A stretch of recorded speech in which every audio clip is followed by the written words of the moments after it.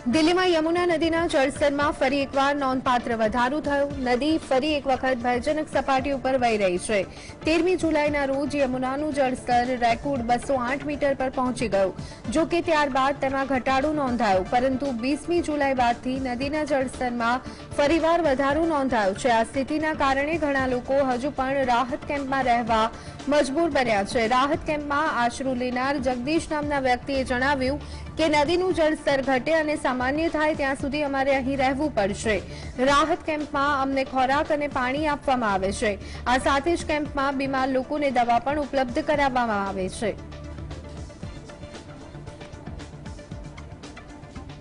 मेरे पानी सूख जाए अपने अपनी जगह पहुंची जा। अब पानी फिर आ गया, फिर तो रहना ही पड़ेगा जिस दिन जब पानी नहीं सूखेगा जब तक। बीच में नहीं मिली, अब तो आने लगी सुविधा। पहले नहीं, शुरू में कुछ भी नहीं मिल पाया, तो अब तो पानी भी टैंकर आते हैं और खाना फाना भी मिलता है, चाय भाई भी मिल जाती है, राशन भी मिल जाता है।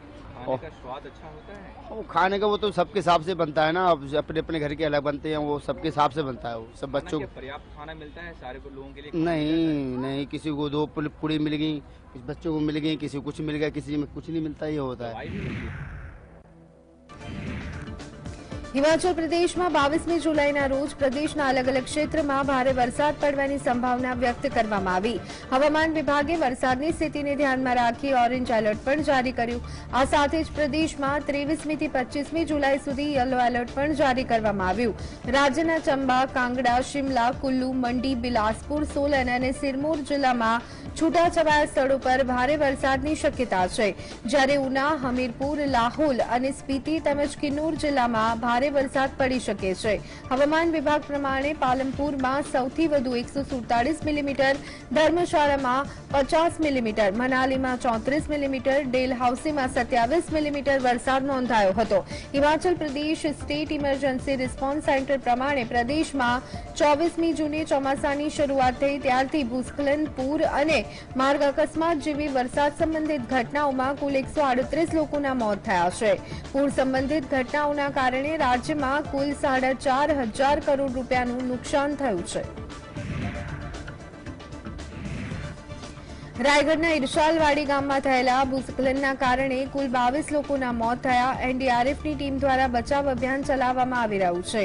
आ बचाव कार्यमां डॉग स्क्वॉडनी पण मदद लेवामां आवी। आ दुर्घटनामां इजाग्रस्त थयेला लोकोने नजीकनी होस्पिટલમાં दाखल करवामां આવ્યા। इरशालवाड़ीमां 100 થી વધુ લોકો हजू काटमाळ नीचे दटाયેલા होवानी आशंका व्यक्त कराई रही छे। क्षेत्रमां वरसाद अने खराब हवामानना कारणे बचाव अभियाननी टीमने समस्यानो सामनो करवो पड्यो। आ कुदरती होनारत में मृत्यु पामनार कुल 22 लोको पैकी 4 बाळकोनी उंमर 4 वर्षथी पण ओછી છે। સ્થાનિકો પણ કાટમાળને હટાવવામાં બચાવ દળની ટીમોની મદદ કરી રહ્યા છે। છેલ્લા ઘણા દિવસોથી જમ્મુ કાશ્મીરના ઘણા વિસ્તારોમાં ભારે વરસાદ પડી રહ્યો છે, ત્યારે આજે રામબનમાં વરસાદના કારણે પહાડી વિસ્તારોમાં ભૂસ્ખલનની ઘટના બની છે। ભૂસ્ખલનના કારણે જમ્મુ કાશ્મીર શ્રીનગર નેશનલ હાઈવે બંધ કરી દેવામાં આવ્યો। સતત વરસાદના કારણે તમામ નદીઓમાં ઘોડાપૂર આવ્યા। તો આ અંગે રામબનના પોલીસ અધિક્ષક દ્વારા જણાવવામાં આવ્યું હતું કે સતત વરસાદના કારણે રામબનમાં શ્રીનગર જમ્મુ નેશનલ હાઈવે પર ભૂસ્ખલન થયું હતું, જેના કારણે રસ્તાઓ બંધ કરી દેવામાં આવ્યા છે। હાલ કાટમાળ હટાવવાની કામગીરી ચાલી રહી છે। આ સિવાય તેઓએ વધુમાં કહ્યું હતું કે હાઈવે ટૂંક સમયમાં કાર્યરત કરવામાં આવશે। દિલ્હીમાં હવામાન વિભાગ દ્વારા આગામી 4-5 દિવસ વરસાદની આગાહી કરવામાં આવી, તો આના કારણે દિલ્હીવાસીઓમાં ચિંતા જોવા મળી। તો આ અંગે આઈએમડી દ્વારા આગામી 5 દિવસ ઝરમર વરસાદની આગાહી કરવામાં આવી, તેમજ શહેરનું મહત્તમ તાપમાન 35ની આજુબાજુ રહેવાની આગાહી કરવામાં આવી। દિલ્હીમાં અત્યાર સુધી સિઝનનો 331.3 મિલીમીટર વરસાદ નોંધાયો છે।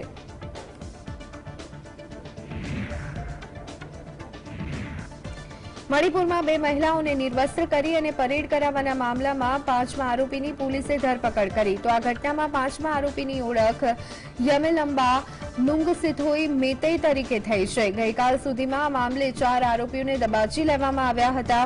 સોશિયલ મીડિયા પર વાયરલ થયેલા એક વીડિયોમાં 2 મહિલાઓના પુરુષોના એક જૂથ દ્વારા નિર્વસ્ત્ર કરી અને પરેડ કરાવવામાં આવી હતી। આ શરમજનક ઘટનાની દેશભરમાં ટીકા થઈ રહી છે। સોશિયલ મીડિયા પર વાયરલ થઈ રહેલા આ વીડિયો વિડીયો પર પ્રધાનમંત્રી નરેન્દ્ર મોદી અને સુપ્રીમ કોર્ટ પણ નારાજગી અને દુઃખ વ્યક્ત કરી રહ્યા છે। આ ઘટનાની નિંદા કરતા પીએમએ એમ પણ કહ્યું હતું કે તેનાથી સમગ્ર દેશનું અપમાન થયું છે અને દોષિતોને બક્ષવામાં નહીં આવે। આગુ ધરપકડ કરાયેલા ચારેય આરોપીને 11 દિવસની પોલીસ કસ્ટડીમાં મોકલવામાં આવ્યા હતા।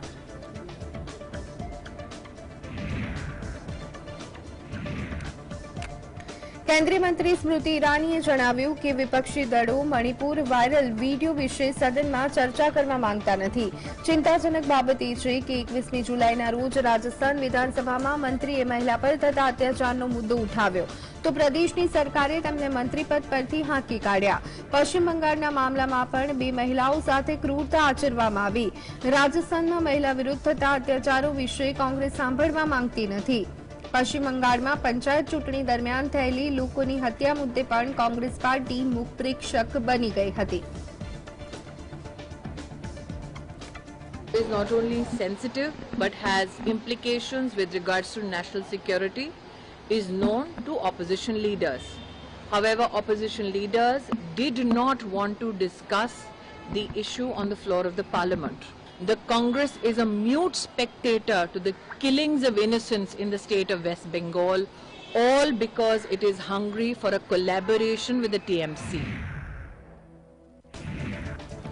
મુંબઈમાં વિપક્ષી ઇન્ડિયા ગઠબંધનની બેઠક 15મી ઓગસ્ટના રોજ યોજાઈ શકે છે। ગઠબંધનના એક નેતાએ આ જાણકારી આપી હતી। મુંબઈની બેઠકમાં 11 સભ્યોની સંકલન સમિતિને આખરી ઓપ આપવામાં આવશે તેવી શક્યતા છે। આ બેઠક એટલા માટે મહત્વપૂર્ણ છે કારણ કે તેમાં બેઠકોની વહેંચણી, ચૂંટણી પ્રચારની તૈયારીઓ વિશે ચર્ચા થશે।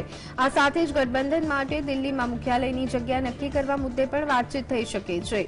સૂત્રોએ આપેલી માહિતી પ્રમાણે લોકસભા ચૂંટણી પહેલા દેશના અલગ અલગ રાજ્યમાં બેઠકો યોજવામાં આવી શકે છે। 17મી અને 18મી જુલાઈના રોજ બેંગ્લોરમાં યોજાયેલી વિપક્ષી દળોની બેઠકમાં કોંગ્રેસ સહિત 26 રાજકીય પક્ષોના પ્રતિનિધિઓએ હાજરી આપી હતી।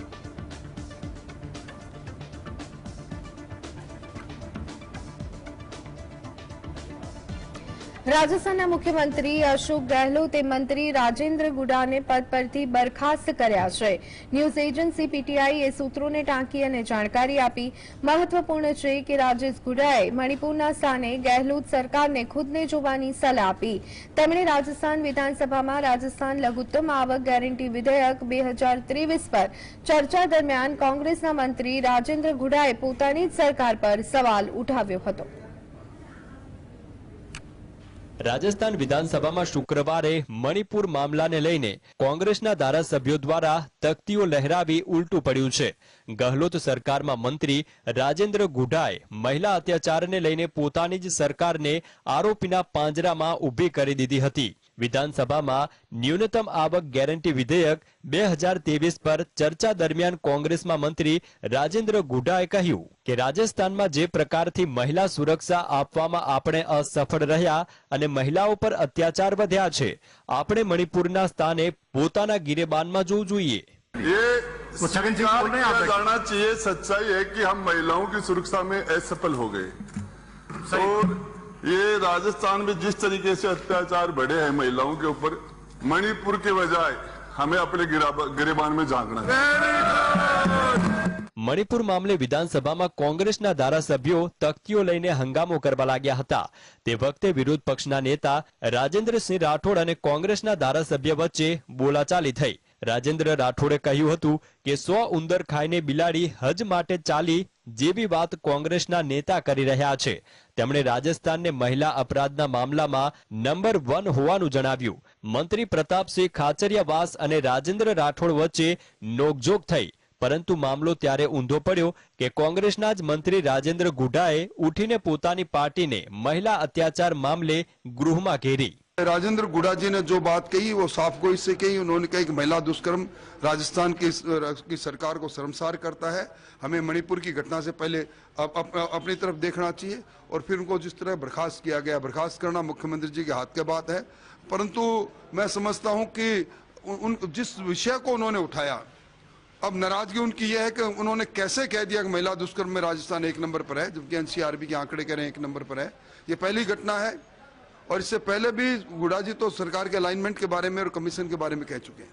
અચાનક મંત્રી રાજેન્દ્ર ગુડાના બોલવા પર તેમને સ્પીકરે રોકી દીધા. તેના પર વિરોધ પક્ષના નેતા રાજેન્દ્ર રાઠોડે કહ્યું હતું કે મંત્રી કદાચ સરકાર તરફથી જવાબ આપી રહ્યા હશે, તેમને શા માટે બેસાડી દેવામાં આવ્યા. Bureau report, GSTV.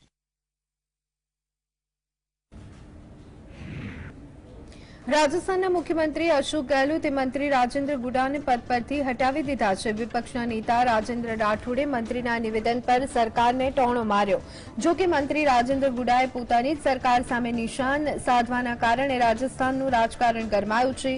રાજસ્થાનના સીએમ અશોક ગેહલોતે મોટો નિર્ણય લેતા રાજેન્દ્ર ગુડાને મંત્રી પદેથી હટાવી દીધા. जानना चाहिए, सच्चाई है कि हम महिलाओं की सुरक्षा में असफल हो गए और ये राजस्थान में जिस तरीके से अत्याचार बढ़े हैं महिलाओं के ऊपर, मणिपुर के बजाय हमें अपने गिरेबान में झांकना है. રાજસ્થાનમાં પોતાની જ સરકારમાં પ્રધાન પદથી હટાવી દેવાયેલા કોંગ્રેસ નેતા રાજેન્દ્રસિંહ ગુડા પોતાના નિવેદન પર યથાવત છે અને તેમણે કહ્યું છે કે હું હંમેશા સત્ય કહું છું. મેં મારું નિવેદન આપી અને કોઈ ગુનો કર્યો નથી. અત્યાર સુધી રાજ્ય સરકારને મજબૂત કરવામાં પણ મેં કોઈ જ કસર નથી છોડી. જ્યારે પણ મુશ્કેલી આવી ત્યારે હું હંમેશા અશોક ગેહલોતની પડખે ઉભો રહ્યો છું. ઉલ્લેખનીય છે કે રાજેન્દ્રસિંહ ગુડાએ મણિપુરની ઘટનાને લઈને પોતાની જ સરકારને ઘેરી હતી અને કહ્યું હતું કે આપણે પોતાની સ્થિતિ પર પણ નજર રાખવી જોઈએ. 4 મહિના બાદ જ્યારે જનતાની વચ્ચે જઈશું ત્યારે જનતાનો સામનો કેવી રીતે કરીશું તેવો સવાલ કર્યો હતો. कि हमारी जिंदगी में 30 साल की सर्विस हो गई है, 28 की हो गई है. ऐसा केस नहीं है कि दोनों अंगूठों में फ्रैक्चर हो गया हो एक साथ में. सीटी स्कैन करवाने में गया तो सीटी स्कैन वाला कह रहा साहब कि आपकी जो बोन डेंसिटी मजबूत है, जो ऑस्टियोपोरोसिस होती है ओल्ड एज के अंदर हड्डियों का, क्या आपके वो उल्टा मामला, आपके तो हड्डी इतनी मजबूत है. ये बात रखना तो कोई गुनाह तो नहीं था और हमने इस सरकार को, जब ये माइनॉरिटी में थी, इस सरकार को मजबूती देने के लिए हमने कोई कोर कसर नहीं छोड़ी. हमारी तरफ से जब भी सरकार पर कोई संकट आया, जब भी कोई दिक्कत आई, तो पूरी ताकत के साथ हम गहलोत साहब के साथ रहे.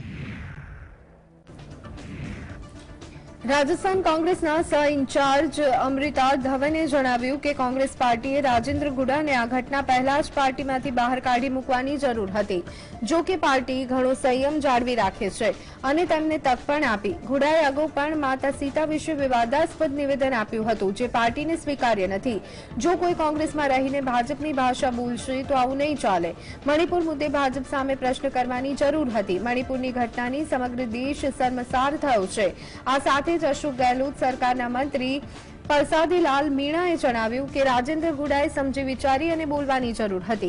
મુખ્યમંત્રી દ્વારા જે કાર્યવાહી કરવામાં આવી તે યોગ્ય છે. पहले भी उन्होंने माता सीता के बारे में जो बयान दिया वो भी पार्टी को बर्दाश्त नहीं है और अब फिर जिस तरीके से भाजपा की लैंग्वेज अगर वो बोलेंगे कांग्रेस में रहकर तो ये तो नहीं चलेगा. तो इसीलिए उनको इस बात का जवाब तो देना ही था. ऐसी भाषा का उपयोग करना और साथ में मणिपुर को सवाल करने की बजाय बीजेपी से सवाल करने के, जहां पूरा देश सवाल कर रहा है, ये किसी एक पार्टी की बात नहीं है. देश के लोग शर्मिंदा हो. ભાજપના પ્રવક્તા શહેજાદ પૂનાવાલાએ રાજસ્થાન સરકાર પર આકરા પ્રહાર કરતા જણાવ્યું કે પ્રદેશના મંત્રી ગ્રામીણ વિકાસ મંત્રી રાજેન્દ્ર ગુડાએ કાયદો અને વ્યવસ્થાની સ્થિતિ વિશે રાજ્ય સરકાર પર સવાલ ઉઠાવતા અશોક ગેહલોતને તેમને મંત્રી પદ પરથી હટાવી દીધા. રાજસ્થાનમાં મહિલા ઉત્પીડનના ઘણા મામલા સામે આવ્યા છે.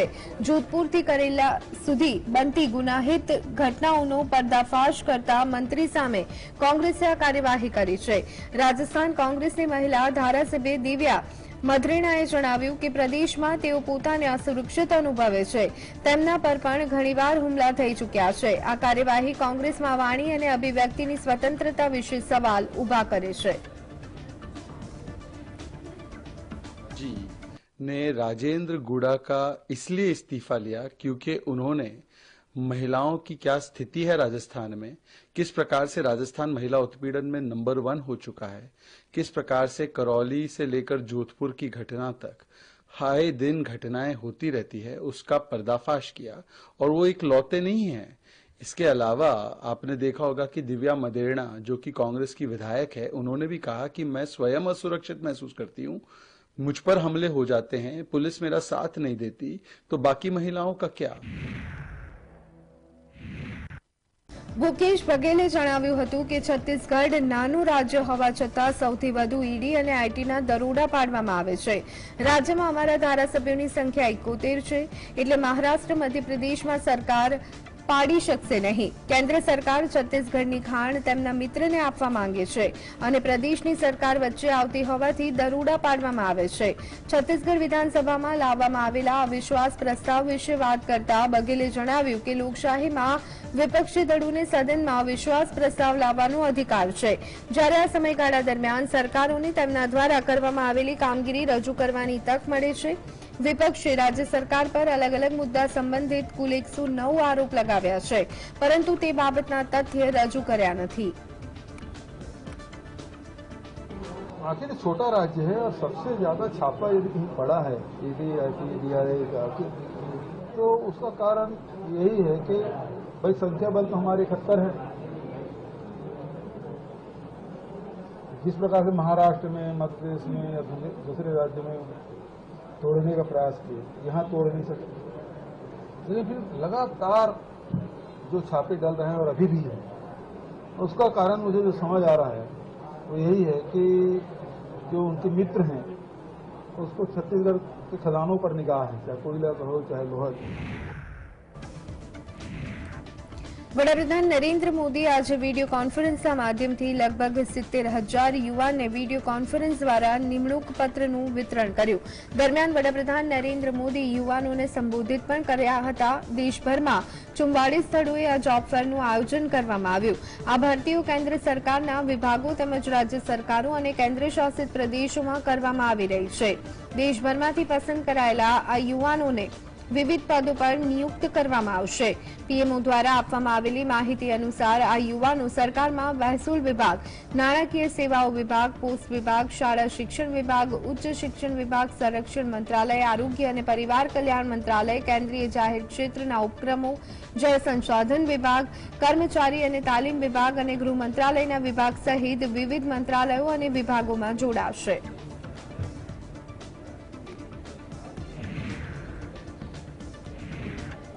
G20 હેઠળ યોજાયેલી ઉર્જા મંત્રીઓની બેઠકમાં વડાપ્રધાન મોદીએ જણાવ્યું હતું કે છેલ્લા 9 વર્ષમાં તેમની સરકારે 19 કરોડ પરિવાર સુધી એલપીજી ગેસ સુવિધા પહોંચાડી છે। આ સાથે દરેક ગામડાનું વિદ્યુતીકરણ કરવામાં આવ્યું છે। વર્ષ 2015માં કેન્દ્ર સરકારે એલઈડી બલ્બ વિતરણની યોજના શરૂ કરી। આ યોજના વિશ્વની સૌથી મોટી એલઈડી બલ્બ વિતરણ યોજના બની હતી। આ યોજના લાગુ કર્યા બાદ સમગ્ર દેશમાં દર વર્ષે 45 અબજ યુનિટથી વધુ ઉર્જાની બચત થાય છે। આ સાથે જ પીએમ મોદીએ જણાવ્યું કે ભારત માત્ર 9 વર્ષના સમયગાળામાં 5મી સૌથી મોટી અર્થવ્યવસ્થા બની ગયું છે। નિષ્ણાંતો પ્રમાણે ભારત ભવિષ્યમાં વિશ્વની 3જી સૌથી મોટી અર્થવ્યવસ્થા બની જશે। આ ખૂબ જ અસામાન્ય સિદ્ધિ છે। આનો અર્થ એ થાય છે કે દરેક ક્ષેત્રમાં વધુ રોજગાર ઉપલબ્ધ થશે અને લોકોની આવકમાં વધારો થશે। We have connected more than 190 million families with LPG in the last 9 years. We have also achieved the historic milestone of connecting every village to electricity by launching a scheme for the use of LED lights. This became the largest LED distribution program in the world, saving us more than 45 billion units of energy per year. Modi સરકાર ethanol મિશ્રિત પેટ્રોલના ઉપયોગને વધારવા માટેના પ્રયાસ કરી રહી છે। ગોવામાં યોજાયેલી G20 ઉર્જા મંત્રીઓની બેઠકમાં પીએમ મોદીએ ઇથેનોલ બ્લોન્ડિંગ કેટલીક મહત્વપૂર્ણ વાતચીત કરી। વડાપ્રધાન મોદીએ જણાવ્યું કે આ વર્ષે પેટ્રોલમાં 20% ઇથેનોલ મિશ્રણની શરૂઆત કરવામાં આવી અને સરકાર વર્ષ 2025ના અંત સુધીમાં દેશમાં દરેક જગ્યાએ પેટ્રોલમાં 20% ઇથેનોલ મિશ્રણનું લક્ષ્યાંક હાંસલ કરવા માંગે છે। આ કાર્યક્રમમાં પીએમ મોદીએ જણાવ્યું કે સરકાર સરકાર દેશમાં કાર્બન ઉત્સર્જન ઘટાડવા પર વધુ ભાર આપ્યો છે. અમે ગ્રીન હાઇડ્રોજનને વિકલ્પ તરીકે લાવવાનો પ્રયાસ કર્યો છે. ભારત ગ્રીન હાઇડ્રોજનનું ઉત્પાદન કરે તે અમારો મુખ્ય લક્ષ્યાંક છે.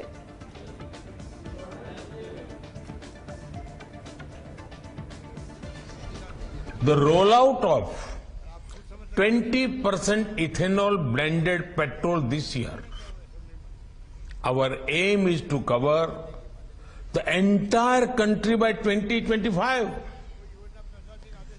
For decarbonizing India, we are working on a mission mode on green hydrogen as an alternative. છત્તીસગઢમાં આ વર્ષના અંતમાં વિધાનસભાની ચૂંટણી યોજાવાની છે, જેના માટે બીજેપી અન્ય તમામ પક્ષોની સાથે મેદાનમાં છે. બીજી તરફ કેન્દ્રીય ગૃહમંત્રી અમિત શાહ આજે છત્તીસગઢની મુલાકાતે છે. અમિત શાહ એક મહિનામાં ત્રીજી વખત છત્તીસગઢની મુલાકાત લેશે અને ચૂંટણી પ્રચારને નવી ધાર આપવાનું કામ કરશે. 2018ની વિધાનસભા ચૂંટણીમાં ભાજપની હાર બાદ આ વખતે ગૃહમંત્રી અમિત શાહે પોતે કાર્યભાર સંભાળ્યો છે, જેના કારણે તેમની આ મુલાકાત ઘણી રીતે મહત્વની બની રહી છે. રાજ્યના ચૂંટણી પ્રભારી ઓમ માથુર અને અનેક વરિષ્ઠ નેતાઓ સાથે મુલાકાત કર્યા બાદ શાહ માત્ર ચૂંટણીની તૈયારીઓ અંગે ચર્ચા નહીં કરે, પરંતુ આ વખતે મુદ્દો વિધાનસભા ચૂંટણી માટે ઠરાવપત્ર એટલે કે ચૂંટણી ઢંઢેરો બનાવવાનો પણ હોઈ શકે છે.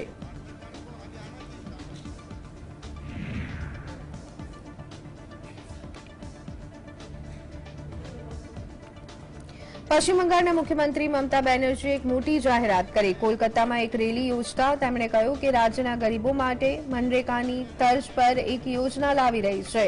તેનું નામ ખેલા હોગે હશે. સૂત્રો પ્રમાણે તૃણમૂલ કોંગ્રેસના વડા મમતા બેનર્જીએ કહ્યું કે અમે 100 દિવસની નોકરીની યોજના લાવવાનું વિચારી રહ્યા છીએ. તેનું નામ વગાડવામાં આવશે. તેમણે દાવો કર્યો, બંગાળ સરકાર હંમેશા ગરીબોની સાથે છે. અમે તેમને કામ આપીશું. મમતા બેનર્જીએ વધુમાં જણાવ્યું હતું કે મનરેગા યોજનામાં શ્રેષ્ઠ પ્રદર્શન કરનાર રાજ્ય હોવા છતાં કેન્દ્ર સરકાર માત્ર ઈર્ષા અને બદલાની રાજનીતિના કારણે ભંડોળ બહાર પાડતી નથી. અમે અમારી લડાઈને દિલ્હી લઈ જઈશું અને અમારી માંગણીઓ માટે દબાણ કરવા માટે 2 ઓક્ટોબરે ગાંધી જયંતિના રોજ ધરણા કરીશું.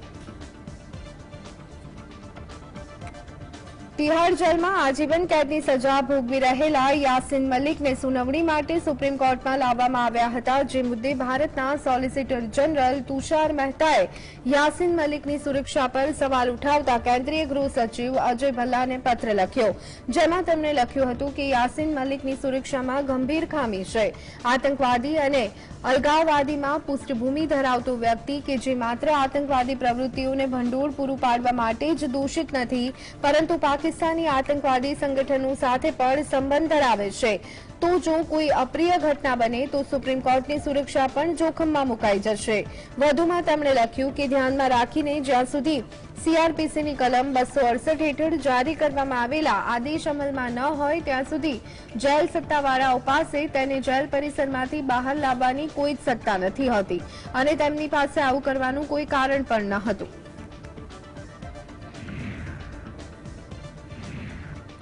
ભાજપના સાંસદ રાજ્યવર્ધન રાઠોડે રાજસ્થાન સરકારની ઝાટકણી કાઢતા જણાવ્યું કે રાજેન્દ્રસિંહ ગુડા સદનની અંદર સાચી વાત કહી ચૂક્યા છે. ગુડાએ સદનમાં કહ્યું કે પ્રદેશની સરકારે તેમના રાજ્યમાં થતી ગુનાખોરી અટકાવવા પર વધુ ધ્યાન આપવું જોઈએ. રાઠોડે જણાવ્યું કે રાજસ્થાનમાં દરરોજ 70 મહિલાઓ સાથે દુષ્કર્મની ઘટના બને છે. છેલ્લા 3 વર્ષમાં રાજસ્થાન મહિલાઓ વિરુદ્ધ થતા અત્યાચારના મામલામાં ટોચના ક્રમે છે. રાજેન્દ્ર ગુડાએ સદનમાં હકીકત જણાવતા તેમને કેબિનેટમાંથી હાંકી કાઢવામાં આવ્યા. કોંગ્રેસ સત્ય સહન નથી કરી શકતી. રાજસ્થાન સરકારે આ હકીકત લાંબા સમય સુધી દબાવી રાખી હતી. प्रदेश की सरकार को दूसरे प्रदेशों की तरफ न देखकर अपने गरेबा में झांकना चाहिए, क्योंकि राजस्थान के अंदर हर रोज 17 बहन बेटियों के साथ दुष्कर्म होता है और यह अपने आप में रिकॉर्ड है. पिछले 3 साल से राजस्थान पूरे देश के अंदर महिला दुष्कर्म के अंदर नंबर 1 स्थान पर है. यह सच्चाई है और ये मंत्री जी ने वहां पर सदन में बोला और उस कारण उनको बर्खास्त कर दिया गया, क्योंकि कांग्रेस की जो पार्टी है वो सच्चाई बर्दाश्त नहीं कर